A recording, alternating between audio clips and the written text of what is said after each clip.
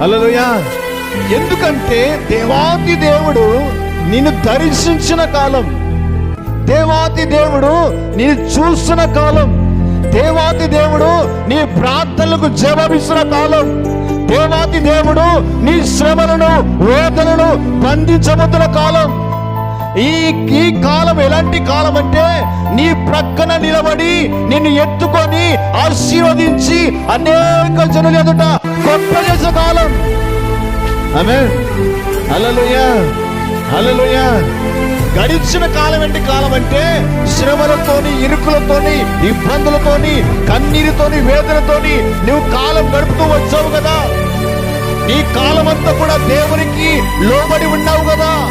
నీ కాలం అంతా ప్రార్థనలు, విజ్ఞాపనలు నువ్వు చేస్తున్నావు కదా.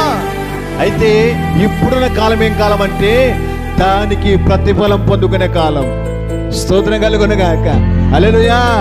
ఇప్పుడున్న కాలం ఎలాంటి కాలం అంటే నువ్వు విత్తిన విత్తనాన్ని కోసుకునే కాలంలో ఉన్నావు, పట్టుకునే కాలంలో ఉన్నావు, పొందుకునే కాలంలో ఉన్నావు. అనేక మందికి నువ్వు దీవెనకరంగా మార్చబడిన కాలంలో నువ్వు వచ్చి ఉన్నావు.